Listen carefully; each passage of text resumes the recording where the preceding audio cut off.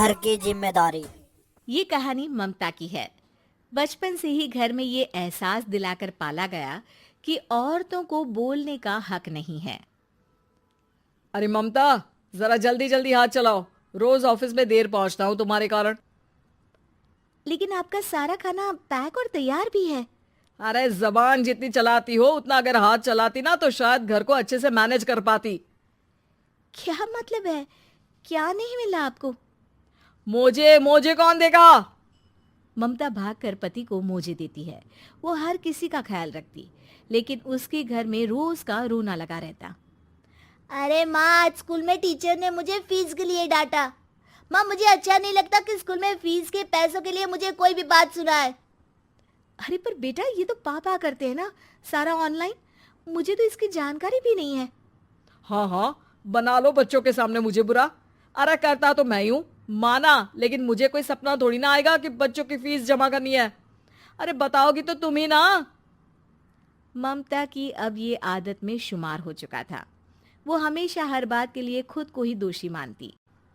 एक दिन वो पड़ोस की दोस्त से कहती है, समझ नहीं आता यार, मैं इतनी डम कैसे हो सकती हूँ। बात तो सही भी है ना। अब पति बेचारा नौकरी करे, पैसे कमाए, या फिर ये देखे कि बच्चों की फीस का वक्त है। क्या करूँ यार।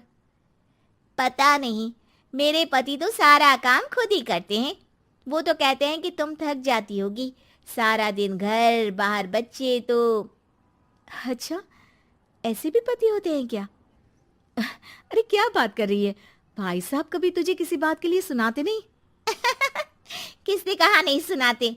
अरे ये पति चीज ही ऐसी होती है कि बिना पत्नी को सुनाए उन्हें चैन की नींद कहाँ आती है। तो तू भी परेशान रहती होगी कि कैसे, क्या, कब भूल गई।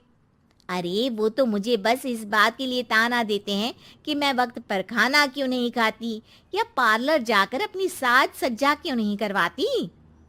पड़ोसन बोल ही रही होती है कि ममता के बेटे की आवाज आती है। अरे माँ, क्या हो गया? लग नहीं रहा कि आज आप मुझे पानी भी देगी। अरे कब से खाने के लिए वेट कर रहा हूँ। अरे यार, मैं चलती हूँ। बेटा खाने के लिए वेट कर रहा है, मैंने उसे खाना भी नहीं दिया। अरे 12वीं में पहुंच चुका है तुम्हारा बेटा, उसे बोलो खुद पानी लिया करे।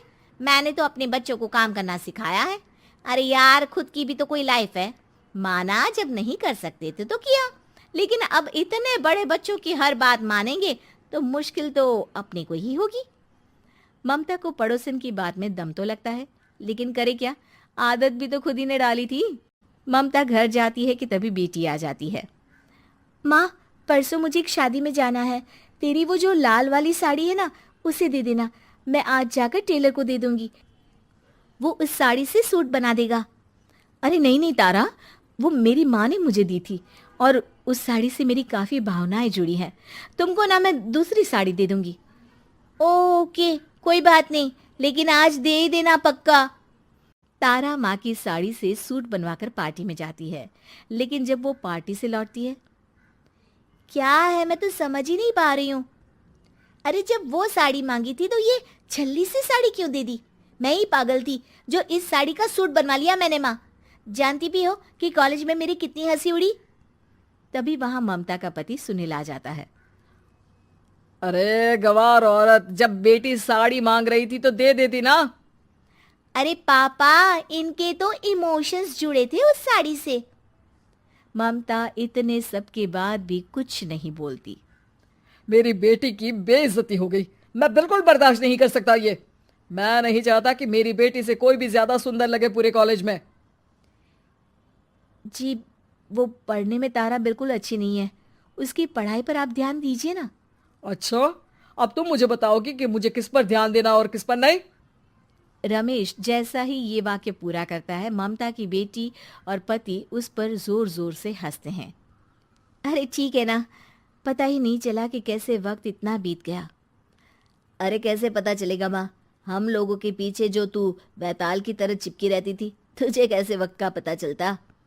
ममता को पहले सास ससुर, फिर पति और बच्चों की तरफ से इस तरीके की बातें सुनकर उसका मन बहुत दुखी रहता था। एक दिन, सुनो ना, बहुत दिनों से कमर के नीचे बहुत दर्द रहता है। कल मैंने देखा तो एक फोड़ा था। अरे ममता, एक बार अपने पति से बात करो, वो तुम्हारा फोड़ा डॉक्टर को दिखा देंगे। अरे नहीं नहीं, वो तो गुस्सा हो जाएंगे। अरे क्यों गुस्सा हो जाएंगे? तुमको दर्द है? हाँ, लेकिन वो यही बोलेंगे कि ऑफिस जाऊं या फिर तुम्हें लेकर डॉक्टर के पास। तो बेटे से ही बात कर ले। अरे वो तो मैं कर लूं, लेकिन फोड़ा है ऐसी जगह कि उसे बताते मुझे शर्म आएगी। लेकिन कुछ ना कुछ तो करना जरूरी है ना, ऐसे कब तक फोड़े के दर्द से तड़पती रहेगी? अब तो सोच रही हूँ कि इनसे बात कर ही लूं, वरना दर्द के मारे कहीं मर ना जाऊं। लेकिन शाम को, ममता, क्या किया तुमने आज? खाने के डिब्बे में कैसा खाना दिया था? दाल खराब हो गई थी। कब की थी? दाल तो मैंने सुबह ही बनाई थी, खराब कैसे हो गई? अच्छा सुनिए ना, मुझे कहना है कि अरे गरम दाल बंद करोगी तो ऐसा ही होगा ना। बेइज्जती हो गई सबके सामने मेरी। ऑफिस वालों ने ऐसा मजाक उड़ाया कि क्या बोलूं। कल से ठीक से खाना देना है तो देना, वरना खाना देना बंद कर देना। बाहर खा लूंगा मैं। ममता, जो पति से अपनी परेशानी बताने वाली थी, वो अब ये सोचने लगती है कि कल से पति को खाने में क्या दे। अगले दिन ममता थकी थकी सी हालत में, आप लोगों के लिए नाश्ता बना दिया है, खाना बनाने की हिम्मत नहीं है आज तो। रात भर सोकर थक गई है ना, इसीलिए तो खाना नहीं बना सकती। हिम्मत नहीं हो रही है, मैं बस सोने जा रही हूँ। बस मैडम को सोने का बोल दो, फिर देखो कैसे सोती रहती है। माँ, फिर वही पराठा सब्जी। अरे हमारे साथ के दोस्त एक से बढ़कर एक नाश्ता खाना लेकर आते हैं, आप तो बस। सभी घर से निकल जाते हैं, लेकिन जब शाम को बेटा घर आता है तो घर में अंधेरा रहता है। बेटा लाइट जलाता है।